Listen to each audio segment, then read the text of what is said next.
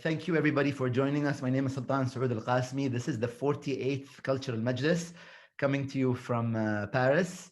Our guest is based in Egypt, and my friend who is introducing him is now in London. So without further ado, I would like to ask Shadi Arafa to introduce our guest. Shadi, of course, is a former colleague, mentee, and friend to Dr. Ismail Serageldin. Shadi, please go ahead. Thank you, Sultan, for giving me the privilege of introducing Dr. Serageldin to your audience tonight.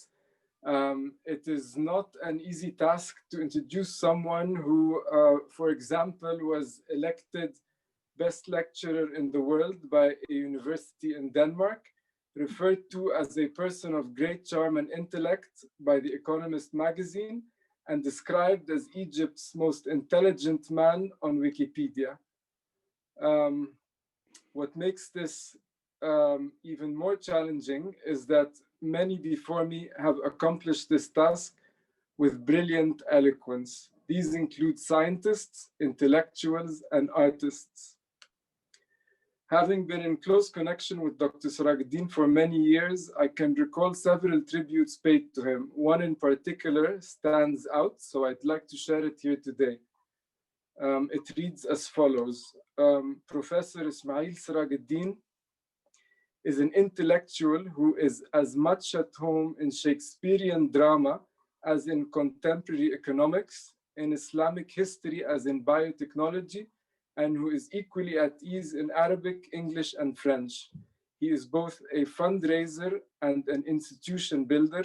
He is a leader who has proven himself diplomatically and managerially at the highest international levels, and yet remained in touch with his roots in Egyptian society. Above all, he is a visionary who gets things done. So, Sultan, without further delay, it is my honor to present to you and to the audience of the 48th Cultural Majlis, the one and only Dr. Ismail Serageldin. Thank you, Shadi. تفضل دكتور اسماعيل. Wow. I am terribly embarrassed after this kind of introduction. Thank you very much, Shadi, and thank you, Sultan, for having invited me here. Thank you. And I will make a special admission before I start on the details. I am going to talk about myself, my life, and my family, which is not what I normally do. I normally, as was in the introduction, I speak about biotechnology, about agriculture, about economics, about a lot of things. But that was a special request. And whether it's Sultan or it's Shadi, I can't refuse them. So actually, for the first time, I will talk about my life, and starting with my family and then moving on to what I'm doing. So let me start with, can I share now or? Yes, sir. Go ahead. Okay, hold on.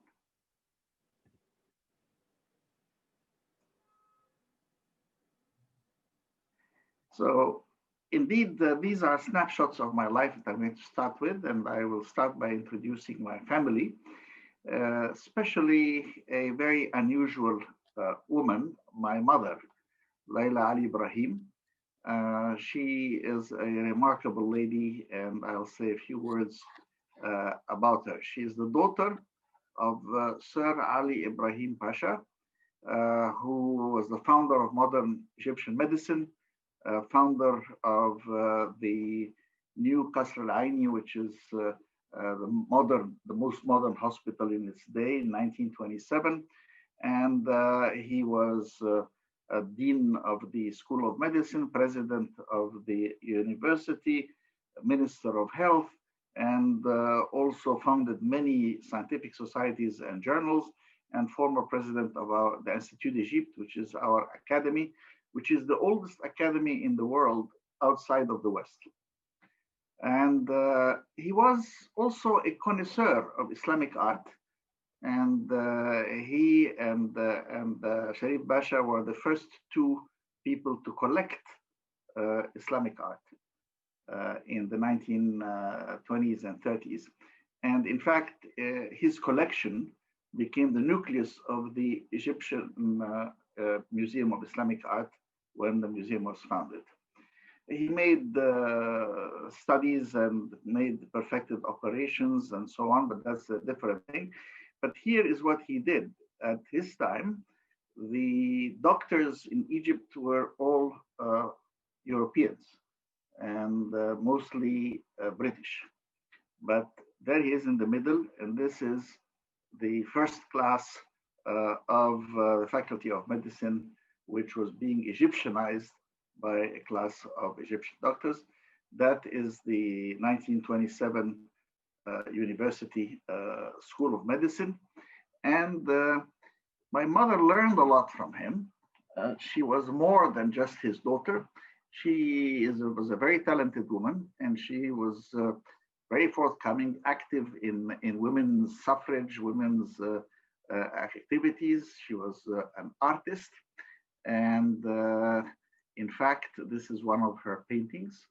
And she has paintings in the Museum of Modern Art.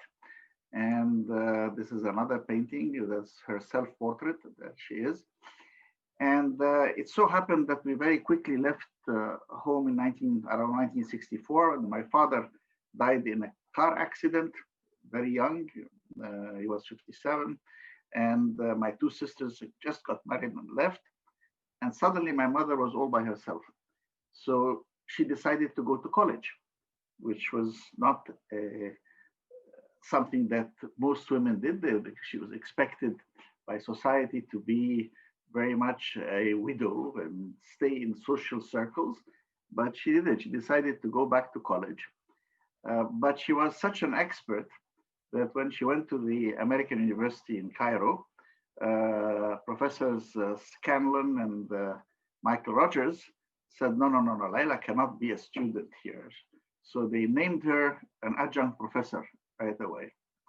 And apparently this is the link with Sultan Saud's Majlis, is that one of her former mentees, if not students, former students, Nasser Rabat, who went on to become a professor of Islamic art in MIT and in other places, and others as well, mentioned her, and Sultan asked me to make sure that I would talk about her. And I talk about her because she impressed me very much, published a lot of things, and she won several awards from Germany and from Harvard and from other places as well. And she influenced me enormously. She was, as I said, a researcher in Islamic art and architecture, focusing mostly on the Mamluk period in Egypt, and she knew the monuments, practically every stone in every monument in Cairo. Now, on my father's side, my father was Emeritus Serageldin. We come from a Serageldin family, which is an important family, mostly for our patriarch, Fuad Pasha Serageldin, who was arguably the most powerful man in the pre-1952 revolution. He was the Secretary General of the Wafd Party, which was the majority party. He held the posts. He was the youngest minister and the youngest parliamentarian to get elected in that period. He served as Minister of Finance, Minister of Interior, and actually, surprisingly, Minister of Transport as well. So from my father's side, I have a strong Egyptian bourgeois background. So my early years, this is me, born May 9th, 1944, and I was very precocious. My father insisted that I go to public school. I rubbed shoulders with a cross-section of society, and the people in the family said, but you know, what about the languages and so on? And my father said, we'll fix the languages at home, but I don't want him to go to Victoria College or to the Jesuit school. I want him to go to an Egyptian government school, which allows me sometimes to tell people what's wrong with Egyptian government schools. I'm a product of the Egyptian government schools. So my French, incidentally, is better than my English. And so I said, well, it's okay. I had a mentor at home for English and one for French, and I was reciting Shakespeare when I was 4 years old. When I went to school at 4 years old, and I remember well Ariel's song from The Tempest. I must say, but once in school, I would skip a year further, and therefore I actually entered university at 15, finished my 5-year engineering degree at 20, and I was at Harvard in graduate school before my 21st birthday. I was there at a few months after 20. So anyway, this is me at school, and I was always, and this will stay with you, I was always well dressed. I was fond of being dressed with, as you can see me here, with a tie, and although my two friends here are much more casual, that's my casual, right, Shadi? That's my casual. So I did a lot of extra projects at school. I wasn't just satisfied with getting straight A's and so on. And I did, we did wall magazines. So we'd have a big sheet that would be posted on the wall, in which we divided and wrote articles and so on. And I decided, I asked my father, you know, who he thought was the most prominent journalist of the day, and it was Fikri Abaza. And so I actually said I wanted to interview him. And he was very intrigued, and so he actually interviewed me as well. And this is us. I don't know if you can see them there. Can you see them? Well, can you see the pictures completely? Oh, there it is. So here we are, engulfed in conversation. And then he published, that's how I got this picture. He published the interview. And as he said, the interview with the youngest journalist in Egypt. But I did not become a journalist. I went on to do other things. Now, this is my picture with my father. I regret that he died quite young. But as you see me holding a book in my hand, and also reasonably well dressed. And then, you know, this is the university. I went to Cairo University from 59 to 64. I came out as the #1 graduate of engineering. I received what we call the Eid al-Ilm award from the president, Gamal Abdel Nasser, at the time in 1964. And I had the highest grades of all the engineering schools in Egypt. And then I went on to study at Harvard for my graduate studies. I wrote a request telling them, please accept me and give me a fellowship immediately, because we don't have the possibility of transferring money from Egypt. And they were kind of impressed by the who the hell is this guy who writes to us this way? And they decided to take a chance on me. So I went there. And this is an interesting picture here. This is me and my colleague at Harvard. And again, you can see that I was dressed more like a banker than, than a student, especially in the 1960s, which were very politically charged years, especially 1968 or so. And this is the two of us were still very good friends 50 years later. And you can still see that I'm still dressed as I am and he's dressed as he is. We haven't changed much in all of that. I finished my study, my doctorate, and my master's with distinction, and I got my doctorate. And my professor asked me what I wanted to do. But before that, I have to say that on asking for my doctorate, I had a very distinguished professor. And I remember one day in 1968, going to him, I was 24 years old, and I said, Professor Mason, I have decided that everything you taught us about economics is wrong. And he looked at me and said, "That's a rather sweeping statement, Mr. Serageldin. Would you care to elaborate?" And I said, "Yes. You've been focusing on capital accumulation and investment in developing countries, but development to me is really about people." And he said, "Well, it's interesting. What do you want to do?" I said, "I want to cross-register to the School of Education." And I took special courses in the School of Education, and I wrote my thesis on the contribution of education to development. And then he said, "What do you want to do?" I said, "Well, I want to go to UNESCO or to the ILO before I return to Egypt." He said, "No, go to the World Bank." World Bank, I left the engineering behind. I'm now into education and people. He said they do more education there than elsewhere. And I went to the World Bank. And the World Bank, this is a more modern building. It was not the building in 1972 when I went there, but it was truly a fantastic institution. And I spent 28 years. Initially, when I went there, it was not a very good place, but Robert McNamara did something very unusual. He met with a group of us young people, and he had made a speech about that we had to focus on the poor. And I said, "Well, that's not bad. Let's see." He said to us, young people, or about 100 of us, says, "You've heard what I've said in Nairobi, and I want us not just to focus on economic growth, we have to focus on the poor. And I know that many managers don't feel comfortable with this.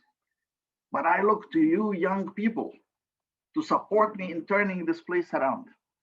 So I said, "Well, that sounds reasonable. I think I'll stay another 2 years." After those 2 years, I had been jumped to become a division chief. So I said, "I'll stay another 2 years, and another 2 years, and another 2 years." And I stayed 28 years. During that time, I had many years of work. This inside the World Bank, Kim Jacobs was vice president. These are projects in Africa. That's President Masiri of Botswana, many others. And then World Bank President Louis Preston made me a vice president in late '92. And this was the first ever for environmentally and socially sustainable development at the World Bank. This was right after the bank was severely criticized in the Rio Earth Summit in '92. Came back and he said to me, "Take this job, whatever environmentally and socially sustainable development is, make it happen." And then he said, "I understand that it's the hot seat, but I understand that you also thrive on it." So I did take on that, and I introduced into the World Bank a lot of issues such as environmental impact assessment and other things of that kind. This was the team of the vice president of the bank. And the bank was a really marvelous place because unlike the rest of the UN, your passport didn't count. It was purely technical until the highest level, until vice president. President was always an American, but that was a political thing. But we were, to give you an example, at one point, we had 3 Egyptians out of 22 vice presidents. Namat Shafiq, who's now Dame Namat Shafiq, head of LSE right now, and Ibrahim Shahata and myself. So anyway, I was very happy there. I decided to leave the bank and try my hand at becoming the Director General of UNESCO.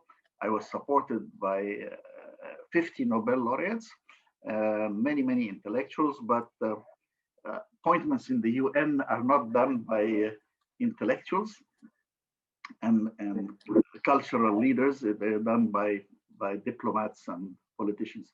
So anyway, I lost that. I went back to the World Bank. Then I got this remarkable offer, which was, "Would you come and turn the Library of Alexandria in Egypt into a reality?" Now, that's something I couldn't say no to. The very idea of this is the Library of Alexandria building in Alexandria, and the idea of the rebirth of the ancient Library of Alexandria, almost exactly the same spot where it was 2,000 years ago, but to do it, the spirit of the ancient library, with the tools of the 21st century. So the first thing to do was to turn the dream into reality. And this is the library building. And there's down here is the planetarium, that's the conference center. And this is the university, Alexandria University here. And on this side, we have the Corniche, and downwards you have the Mediterranean. It's beautifully done over this side, the biggest granite wall in the world, 6,500 meters, square meters. It was done by a young sculptress, 26 years old. She did that. Actually, the whole building was done by very young people. They were graduate students, and this was their first commission, which is lovely. We have letters from all the alphabets of the world, but no words, and dramatic structures everywhere. There you can see the planetarium and the Corniche and the Mediterranean. And see here, this is the reading hall, which is one of the biggest reading halls in the world, if not the largest. We have over 2,000 spots. We have computers everywhere, as well as seating arrangements everywhere. These are inside meeting rooms and dramatic architecture. And our conference center was very big, took about 3,000 people. This is a large auditorium that I had. And I started with zero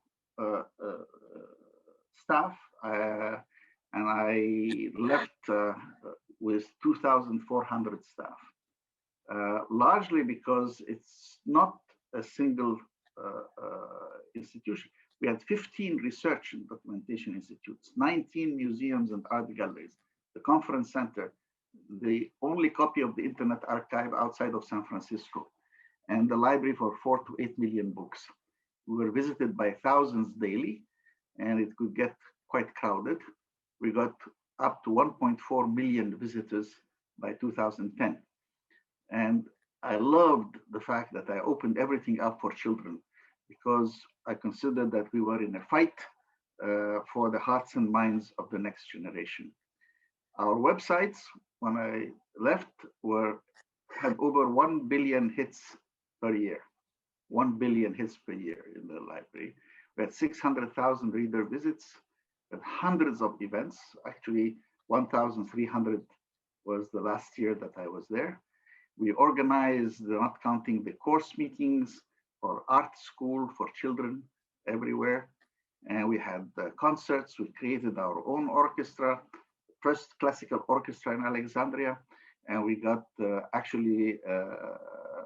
we commissioned operas, and we had Arabic operas done by our maestro, who was in charge of the art program, and we supported them. And we invited people from all over, including, I must say, of course, there was a lot of singing and dance and so on, which didn't sit well with certain elements of society who didn't like the idea of dance. But then most of the public did. This was our summer festival, and as you can see here, 1,000 people every night were sitting all summer. We had an outdoors gathering. We had many international gatherings, and we held a book fair for the first time in Alexandria. We had a book fair, like the Cairo Book Fair. And all of these institutions had their secretariat in the library. And we were committed to art as well as to technology and science. So it was a well-balanced program all over in the 15 research institutes and the 19 art galleries. Now that went, of course, we had the enormous support of the president and the first lady, but it went until 2000 through 2010, beginning 2011, and then we had the revolution. And as you know, the revolution overthrew the Mubarak regime, and there was a lot of questions for people what would happen in the library.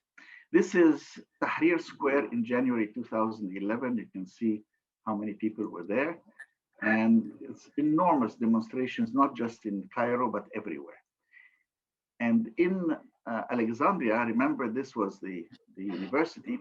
So this street had a lot of demonstrations on it, as did this street over here. And as we went along, suddenly I was standing on these steps because the library had, I insisted, had no barriers, no walls, no gates, nothing. It was open.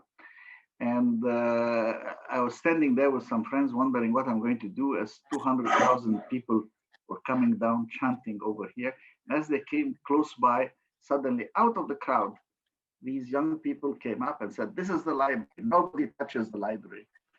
And they're holding a sign that's against Mr. Mubarak, actually, here in the library. But 10 blocks away was Government House. It was burned to the ground, as you can see here.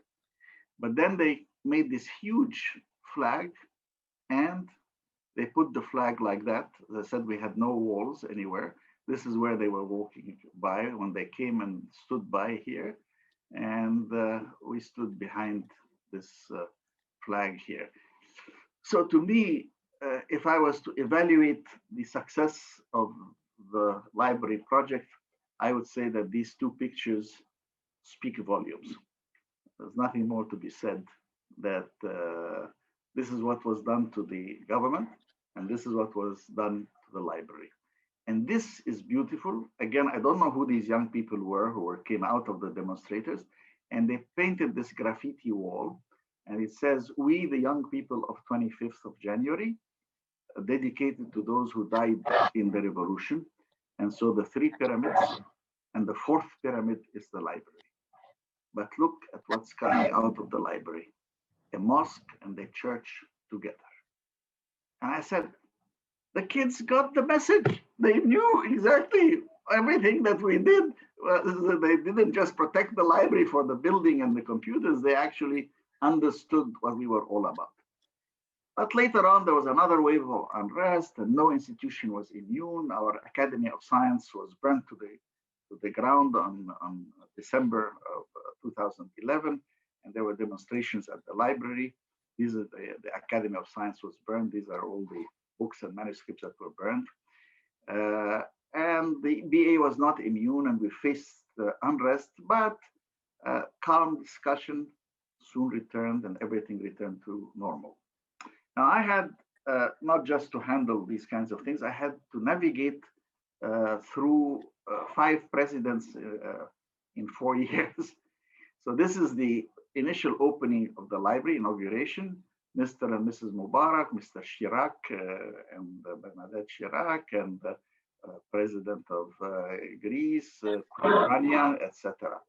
And this is in 2013. The revolution was 2011. And this is Mr. Morsi, because the president is the chair of the board. And then a year later, he was overthrown. And this is President Adli Mansour, who was head of our constitutional court. And then this was Mr. Sisi. And it was good that we were able actually to say and maintain and prove that, yes, the library is attached to the president, but the library is not a political institution. It stands for principles, but it's not anybody's political party. And this is another, of course, 2016. Now, 2016 was important. I felt that now stage 1 had been to build the library, as I said, starting with scratch and leaving it at 2,400 staff with all these institutes. Stage 2 was to navigate the very difficult period from the pre-Mubarak or the Mubarak period to the post-Mubarak period. And stage 3 was really to be ready to hand over to someone else. And in 2016, I was offered to get a new contract for another 5 years. And I said to the board meeting, this is the board with the president presiding, and I'm next to him here. I said, I will take only 1 year. And that year will allow you to search, to have a search committee and find a substitute, follow somebody to successor. And I will leave, and because I've chosen 2017, because we inaugurated the library in 2002, so kind of 15 years is a nice milestone to hand over. And I feel that this is important part because a founding person, founding institution should know when to leave. Unfortunately, in many companies, in many institutions, founders stay too long. So I decided to leave while I was still being appreciated. Now, but the library remained true to its mission of culture and peace. Now, I am involved in many activities, but as I look back on my years in the World Bank and my years at the library, I have worked in many, many fields. I've taught in many universities, I've done many things, and I've worked with many important people. This is the Prime Minister of Japan, President of Egypt, the President of France, President of Greece, President of Latvia. Everybody knows Bill Gates, the President of Serbia, and many true leaders. This was Mandela on his first outing after getting out of jail. He was not yet president of South Africa. And of course, this is Kofi Annan, Gorbachev, Clinton. This is Prime Minister Abe of Japan as well. And many religious leaders, Pope Francis, the Dalai Lama, Rabbi Schneier. This is the Grand Imam of Al-Azhar, Dr. Ahmed Al-Tayyib. This is our Pope, Coptic Pope here.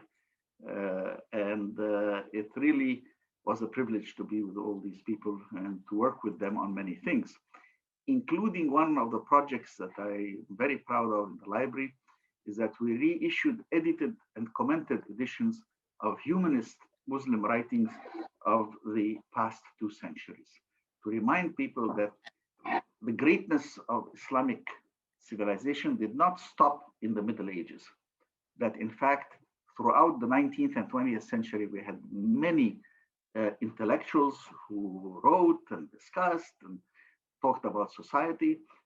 Many people who had their roots in Arab Muslim society studied in the West, came back to their countries and proposed transformations, including, for example, people like Ali Abdelrazak, who after Ataturk abolished the Khilafah, he said, you know, who said that we had to have a Khalif? That was an ijtihad by the companions of the Prophet, who decided that right after his death. But I think personally that the Western democratic system is perfectly Islamic, because the only thing in the Quran is وَأَمْرَهُمْ شُورَى بَيْنَهُمْ, which means that the Muslim community should consult with each other. There should be consultation in making decisions. Well, he said the system works. So this was a very radical idea. All of these things are all documented. All these writings are there. Muhammad Abdo and others and so on. Very, very great people. I've had the privilege of working with many eminent scientists. This, for those who don't know him, this is Jacques-Yves Cousteau, Captain Cousteau, the undersea world of Jacques Cousteau, and he and I were very, very good friends. And I'm also very involved with coral reefs till now, actually. This is George Church, who's one of the gurus of synthetic biology. And these two ladies are into biotechnology and agriculture. This is Vint Cerf. He is a very special person for all of you. He's one of the co-inventors of the internet. He's the father of the internet. So we have and this is my late friend Ahmed Zuhail, who won the Nobel Prize for chemistry in '99. And this man that you can see here, with it's a very bad picture, but you can recognize him. That's Jim Watson, co-discoverer of DNA. And so yes, I've had many eminent scientists who are friends of mine. Many personal friends are also Nobel laureates. This is the man that I probably respect most in the world. This is Amartya Sen, who's won the Nobel Prize in economics, but he's also a philosopher, and he has a dual appointment in philosophy and in economics. This is Abdus Salam, who was he won Salam physics Nobel Prize. Borlaug for agriculture, which won the Peace Prize. This is our great literary figure, Naguib Mahfouz, whose writings are masterpieces, and he deservedly won the Nobel Prize for Literature. And this is Harold Varmus and Sir Richard Roberts, all of them. These are biologists, actually. And here I have many long-lasting friendships, including Muhammad Yunus of Grameen Bank, who won the Nobel Prize also for peace. You can see us many years ago, and you can see us last year here. And this is President Obasanjo of Nigeria holding my hand, pulling me into a meeting when we were younger. And this is past, this in 2019 here. And I'm proud of my many friends. These are the President of Bolivia, the President of Bulgaria, the President of Macedonia, and the President of Romania. And that is the late Maurice Strong, who is Mr. Environment. He was the Secretary General of both UN conferences on environment. The first one in '72, it's called Environment and Development. And as he said, we had only 3 leaders, one of whom was Indira Gandhi. Second one, 20 years later, '92 in Rio, was 114. And so he was asked, how many leaders came to the Earth Summit? And he said, well, we had 114 presidents and heads of government and prime ministers, but very few leaders. True leaders, we weren't there. But this was the time when we started on climate change, we started IPCC, and that's the time I was given the task of becoming the first vice president for environment at the World Bank. And this particular picture here, I'm very proud of, because Cousteau, just before he died, he dedicated this to me and says here, to my very dear friend Ismail Serageldin, pour matérialiser notre espoir, to turn our dreams or our hopes, to turn our hopes into realities. He will do that. And these are my very good friends too. Close friends, all of them, as you can see. This guy is the person who introduced me, Shadi Arafa here. Sarwat was my personal assistant at the World Bank, and Wael is the head of IT, one of the heads of IT at the library, and Ravshan is the Secretary General of an institution that I chair, which is the Nizami Ganjabi International Center. And this is the management team at the library, and I'm very proud. More than gender balance, actually, as you can see. And we had an average age in the library was 31, which was quite good. So youth and gender balance was always there. However, in all these revolutions and changes, I got accused of all sorts of things. And suddenly a lower court judge declared that he would give me 3.5 years in jail. So this brought about an enormous reaction inside Egypt, which is quite unusual, 300 eminent people. And internationally, both Science and Nature, 2 very prominent science magazines, actually wrote editorials, which they very, very seldom do about political things. And I had a solidarity statement that was signed by 20 heads of state, 90 Nobel laureates, 90, 280 eminent people, etc. And actually, when that lower court thing went to the appeals court dismissed the charges. They didn't just say that Serageldin is innocent, because that would imply that there was a crime. They said, no, the accusation itself is untrue. And so I reflect on these things, that the common thread, whether I was in the World Bank working on poverty issues or later on at the library, defending the values of rationality, pluralism, and human rights is an important thing to do. I've been a frequent public speaker at important international events. I've given many lectures, I have many publications. I've received many awards and medals all over. That's receiving one with the president of Bulgaria. And I've received 40 honorary doctorates. I'm very proud, from all over the world. And I will continue to defend the values of rationality, pluralism, and human rights. And if you go to my website, you will see my credo, which says, in fact, the world is my home, humanity is my family, nonviolence is my creed, peace, justice, equality, and dignity for all is my purpose, and engagement, rationality, tolerance, dialogue, learning, and understanding are my means, and with outstretched hands, we welcome all those who share these beliefs. Thank you. Thank you so much, Dr. Ismail. It's truly a wonderful presentation. And you covered so much in this time, and I must say that you told me that I can do the presentation in 35 minutes, and that's exactly what you did. So I'm very impressed with your timekeeping, sir. But I would like to ask you my first question, and then I'll open up to the others. My question is to you, Dr. Ismail. You oversaw for many years an institution that had millions of books and digitized over 1 million books, and it's a knowledge-based institution. But I want to ask you, what books had inspired you growing up? So which books turned you towards being the man that you are? I know it's a difficult question because you've authored dozens of books.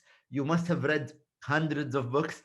But if you try and think of a few books, sir, which ones are the ones that had a huge impact on you? No, very difficult, because I have published 115 books and over 500 essays, articles, and book chapters. And I've read, and I read in 3 languages. I publish in 3 languages, and I read in 3 languages. And I read very broadly.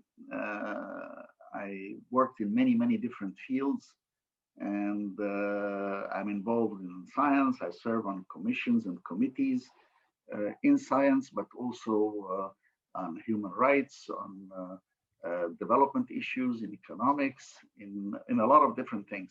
So my readings vary very largely. And in every language, in every part of my life, different societies, I was impressed by different authors, but they all have come collectively to build up. So there are, of course, the classics. And I am a published author on Shakespeare, but not just Shakespeare, on Cervantes and on others, and including Naguib Mahfouz, and including Naguib Mahfouz, for those of you who know Arabic. In fact, I was just discussing him last week with someone, and there's a beautiful Arabic word that fits very nicely, السهل الممتنع, which means it seems so easy, but it is incredibly difficult. Very few people can do that. He writes in perfect classical Arabic, and he succeeds in writing about the poor people who, of course, speak in colloquialisms. But in the hands of Naguib Mahfouz, you read these novels about El Gamaliya and the poor districts of Cairo and the trilogy of the family that grows through this period.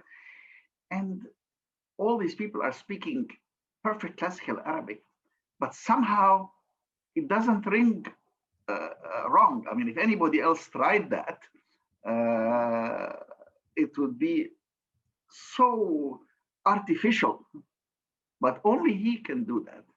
And he, of course, succeeded in entering into the souls of people, their family relations, etc., and going from focusing on the very local and reaching the universal aspirations of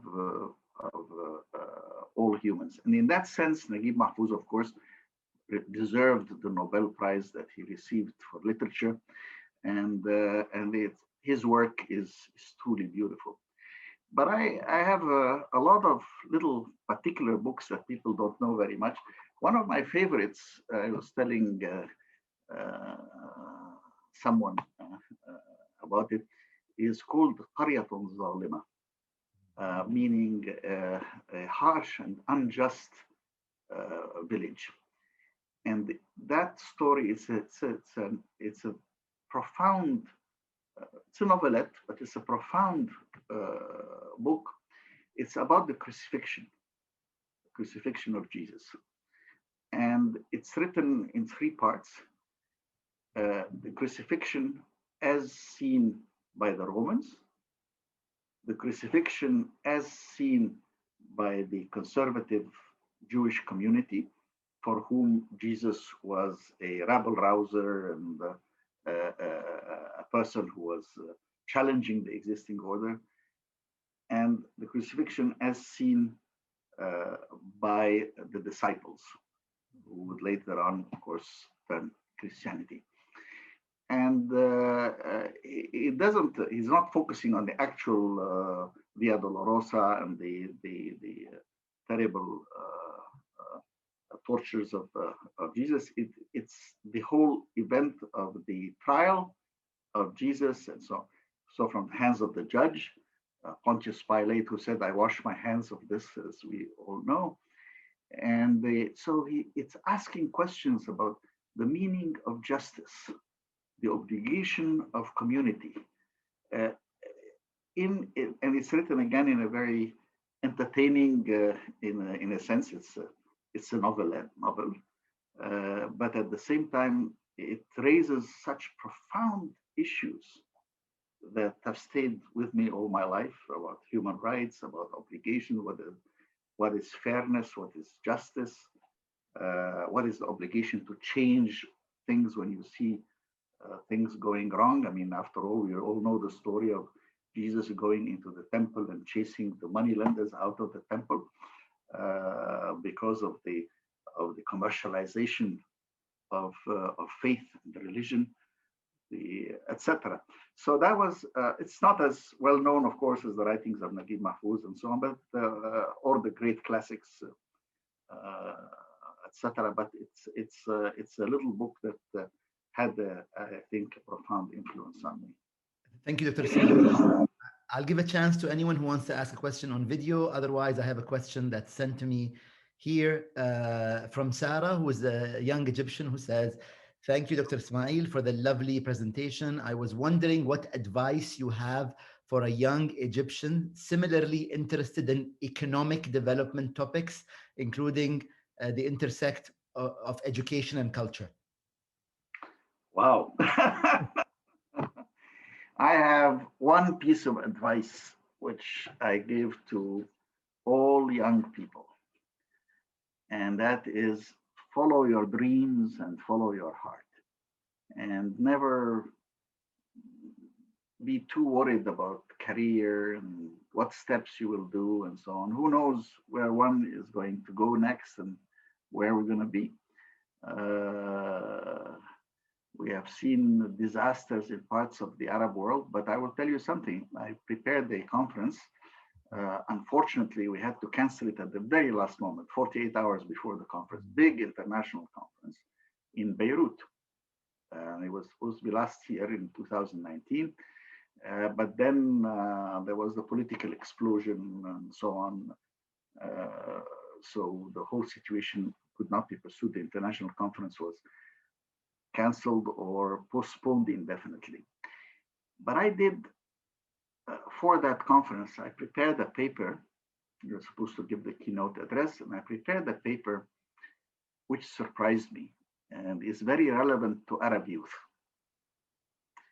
I basically decided to do kind of a survey of the cultural scene in the Arab world.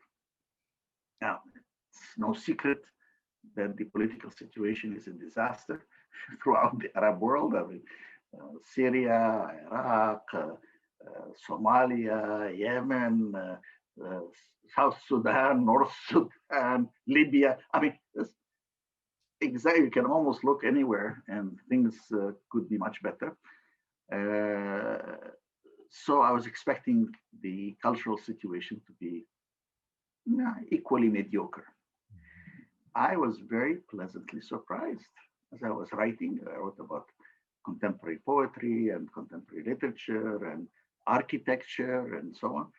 And, it's not true that the old generation of people like Naguib Mahfouz and Kulthum and Abdul Wahab and so on are gone. No, there are new talents everywhere. There are new talents everywhere.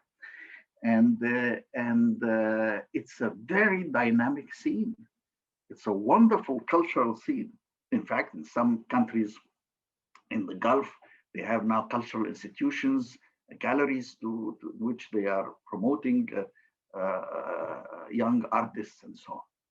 So I kept wondering, I mean, how come that we have such talent among our youth and such disasters among our political leaders? And then I reflected and I said, well, why should that be so unusual? And I said, if you look back to the first half of the 20th century, it was without question the worst political period in human history.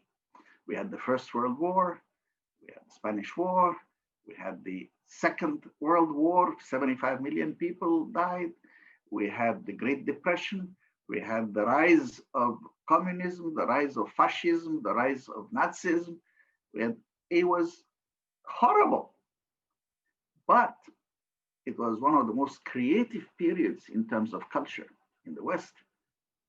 Picasso and Braque reinvented painting with Cubism and laid the foundation for from post-expressionism towards abstract expressionism that would take off in the second half of the 20th century. Modern architecture was invented. Le Corbusier, Mies van der Rohe, the Bauhaus, Frank Lloyd Wright in America. It was great music, new types of music, Stravinsky, Stokowicz, and jazz. Jazz took off in the first half of the 20th century, became the fundamental feedstock for a lot of other things that would come up. Everything from rock and roll to modern music draws on this very creative jazz. And all of that, actually, if you know the history, there was a lot of the great American jazz musicians would come to Paris between the two world wars. They were in Paris. I mean, people were Berlin before Hitler came up was a living center of culture. Fin de siècle, Vienna, end of the 19th, beginning of the 20th century. It's the end of empires. All these empires are collapsing and falling, and the First World War would see the end of them. But there was all this creativity. Science was being reinvented. Einstein on one side. You have the contributions of people like Freud and so on coming in. All of this movement, intellectual ferment, finds its way then into the second half of the 20th century. But it coexisted with the political disasters that I would argue, by any measure you want to say, are the worst things that we have ever had in human history. I mean, just looking at the number of people who died in the world wars and under the threat of, well, not the threat, under the horrors of the totalitarian regimes. So I said to myself, well, I'm happy to see that the young people in the Arab world are pursuing their dreams. They're not just giving up, because people say, well, but I said, but they always left. For those of you who know Arab history, we had some of the greatest writers and poets. Khalil Gibran, author of The Prophet, which is still constantly on sale till today. Mikhail Naima, Elia Boumadi, all these were the poets who lived overseas. We call them Shu'ara al-Mahjar, those who were those who emigrated but were in the diaspora. They were the poets of the diaspora, and they were very influential on Arab poetry. So we have these today, and we have our talented young people are being recognized. Nadine Labaki did a magnificent movie called Capernaum. If you haven't seen it, you should see it. I strongly recommend it to you. It's magnificent. It's been nominated for awards. Jehan Nojim did Al Maidan, which is the square. It was a cinéma vérité about the Tahrir Square revolution. It was nominated for an Oscar as best documentary for that year. We have great authors like Tahir Ben Jaloun, and who won the Goncourt Prize in France. You have Amin Malouf, who's also a member of the French Academy in France. You have Tahir, the Libyan guy who did The Return, just won the Pulitzer for that. You have the late Zaha Hadid, who won the Pritzker Prize in architecture. So, it's great. So I would say to young people, pursue your dreams, follow your heart, wherever it takes you. And because whatever you do, it's something that you will be doing. If you work at something, you will be working at it for putting 8 hours a day at least. And it cannot be something that you don't like.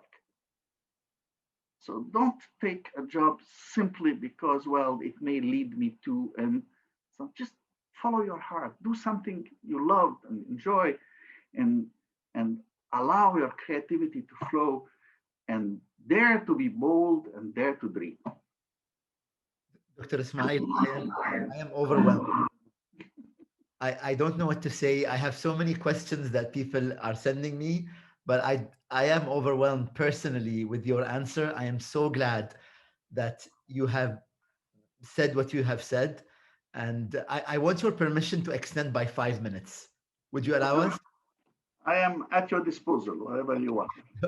So what I'm going to do is I'm going to give you a series of questions, and I hope that you're able to accommodate them in a brief few comments. I know that's very challenging because you have so much to say, and I do your best, but I understand if you need to take more time. So the question, I will ask all the questions that have been sent here so far, but the first question I like is from Christine, who asks, if you're going to build the Library of Alexandria starting today, what would you change to meet the current challenges and possibilities? That's it? Is this question? No, I'll just ask this and I'll come back. Yeah, no, this one I will answer very quickly. Actually, nothing in the following sense. I came in with the idea that well, let me just back up a little bit. I don't know how much you guys know about the ancient Library of Alexandria. It was one of the greatest institutions, the greatest adventures of the human mind. I had been asked twice before whether I would come back to Egypt and be a minister, and I said no. I prefer to remain as a vice president of the World Bank. But then the Library of Alexandria, to recapture the spirit of the ancient library, it was the greatest invention. It was an invention because Alexander the Great simply picked the site, and then Ptolemy the First was building the great city of Alexandria, and he had a colleague, Demetrius of Phaleron, who said to him, it's a great thing. That's why I put the statue of Demetrius at the entrance, inside the entrance of the lobby of the library. And he said to Ptolemy, you know, if you want Alexandria to be the greatest city in the world, it is nice to have temples and marbles and gold, but if you want it to be the greatest city, bring the greatest minds in the world. And then give them nothing to do.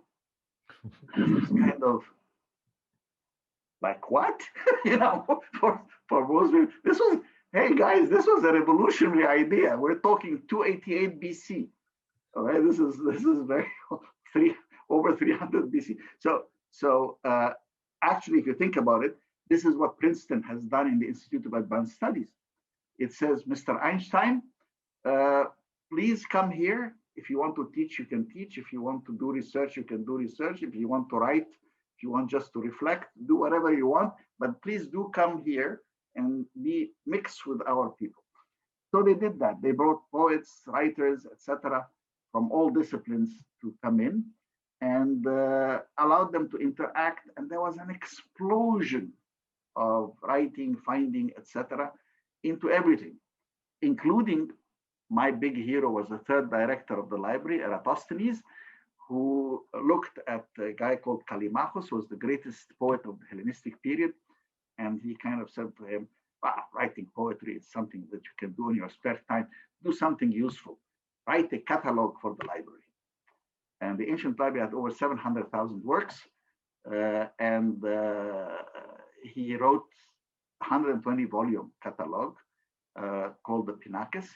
And that was the first time that universal knowledge was organized by subject, and then author within subject, and then the authors organized alphabetically, which is how we still do it today. So coming into the idea of reliving and firing up the intellectual content and so on, the way the ancient library did for 300 and 400 years. So I started with three fundamental things. Number one was that we had, of course, hardly any books, but I had the Internet Archive. And I argued that the Internet was the contemporary memory of humanity. And therefore, the library could start already with the only copy of the Internet Archive outside of San Francisco. And we created and focused very clearly, IT was a separate function. In the sense, it was not a subservient department that simply helped librarians or so on. No, no, they did top level intellectual IT work. And they had two of the research institutes that, as I mentioned, 15 research institutes, two of them were in IT. And we are, to this day, the only library in the world, in the whole library in the world that has a supercomputer. In fact, we have the most powerful supercomputer in the world. Only Library of Alexandria and KAUST, King Abdulaziz University of Science and Technology in Saudi Arabia, have that powerful a computer. So we have young people working. So number one was to decide we're going to move forward, recapture the spirit, and that brings science and literature and art. All of them come together. Secondly, lots of young people. As I said, the average age was 31. And people would tell me, do you have the secret of the fountain of youth? We've been talking to you for 10 years and you always say the average age is 31. I said, yes, I started with young people and they've grown in the last 10 years. But every year I keep adding young people fresh out of university, 22, 23. So the average keeps coming down constantly. So young people, bold ideas, give them a chance, say, go for it, do whatever you want, etc. So the combination of all disciplines, art and science and literature, and of course, librarianship, computing being a separate function from the beginning. I saw this was the future where we're going. And then the third part really being dependent on youth. And I had many contacts. So I got all the people to come in and they said, how are you going to get the top scientists to come? I said, well, I don't have to bring them the way they used to, that they had to bring them for 2, 3, 4, 5 years. I mean, Archimedes was a visiting professor in the ancient library for 2.5 years. Now they can come for 2 days on a seminar and then leave. And today they can even do it by Zoom, as we are doing it now. So it's really a very different sort of thing. I really don't have to be able to pay them all salaries to bring them in. And the books, well, the real books came later. We received 500,000 book gift from France. I got 420,000 books from the Netherlands. 1 million books that we purchased. So I left it with, in terms of conventional volumes like the ones behind me like that, about 2 million books like that in the library.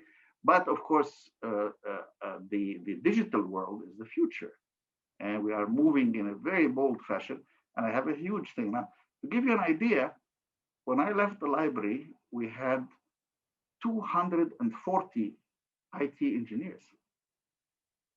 240 working on research projects in the library. So this was not a subsidiary. So that was, to me, fundamental decision with its manifestations in terms of the Internet Archive and so on, but fundamentally that. And incidentally, that's a very young discipline. I mean, most of the people in IT are very young. that's in general. Focus on youth, focus having IT, and then having all the disciplines coming together, not only arts or only science or only this discipline. 15 research institutes, 19 museums and art galleries. So everything was going on all the time. 1,300 events a year, over thousands that come every day. You saw some of the pictures. And so I think what I was doing was trying to put together fundamental precepts. So it's not that there are decisions that have locked us in. These are what will allow us to reinvent the future all the time as new things come about. The interaction between technology and possibilities that we didn't have before, which we now have. So I think they have the tools to go forward. And if only the young people pursue their dreams, they will find that not only will they be happy, they will transform the world. I have a special lecture I give to young people. Most people don't realize that practically everything in the world has been done by very young people. I mean, the top scientists, if you think of Einstein, who in 1905 reinvented Newtonian physics and everything else that we knew, he was 26 years old. He didn't have a PhD. He wasn't at the university. He was working in the patent office in Switzerland. 26 years old. And he transformed our concept of mass and energy and time and space. I mean, it's very bold to say, you know, there's no such thing as space and time. They are both combined into something space-time. And he was there. The Jim Watson, whom you saw in the picture for DNA, he was 25 years old. And he discovered DNA with Francis Crick. And then I can cite these, I can cite in poetry and so on who did what. But most amazing, think of who transformed the world of business. Bill Gates dropped out of Harvard to third year of Harvard. Steve Jobs, Steve Wozniak.